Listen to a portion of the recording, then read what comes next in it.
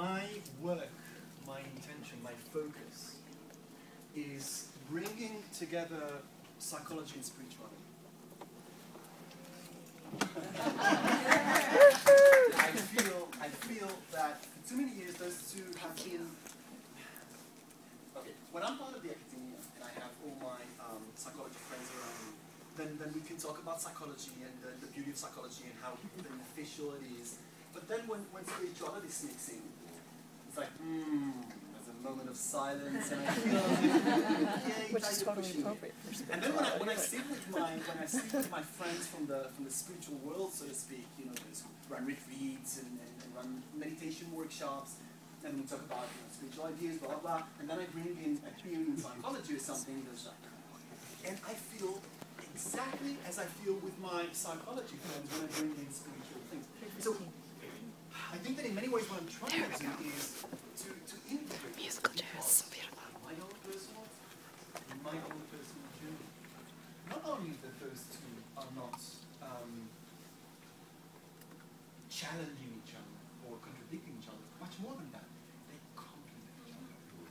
And they empower each other. And when we allow ourselves to dive into the invitation of psychology and at the same time dive into what spirituality is inviting us to experience, I think that our self-growth is going through a wonderful, wonderful transformation. Now, the talk today is focusing on the question of the self and the self-concept.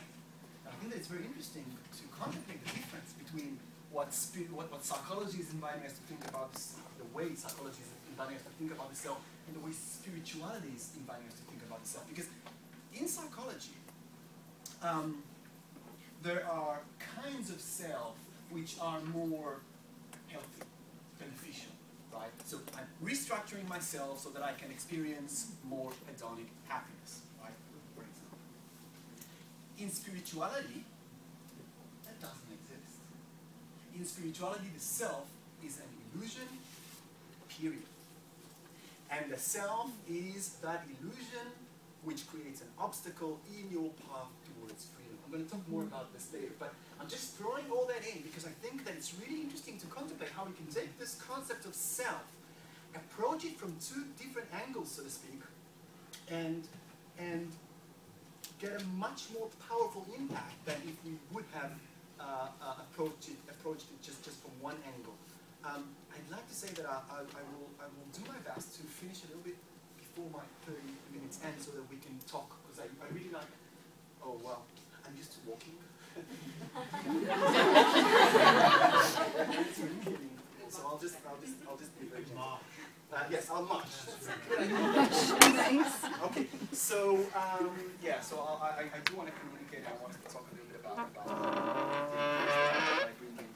onto my lesson sometimes. So first of all, we begin with the idea of the self. What is the self? So the self concept is our fundamental drive to define ourselves. We all have it. We all created this list of things, this list of ideas. I am this, I am that, I am this, I am that. It carries very interesting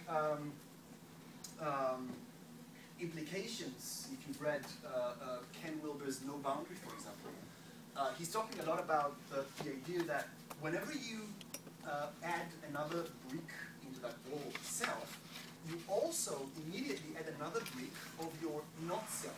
In other words, when you say, yeah, I am this, automatically, consciously or unconsciously, you're also saying, I'm not this. Now this has very, very interesting implications on your relationship with life. Because when moments come and a certain dimension of yourself is needed, and you don't have it anymore, because you're this and you're not that, you lost a tool, an amazing, powerful tool that you could have had if you wouldn't have defined yourself in a certain way. So by doing that, we narrow our experience of life. We also narrow our consciousness, and the consciousness that began with an authentic consciousness that used to be originally absolutely everything is then slowly narrowing down into a fragment of what we truly are.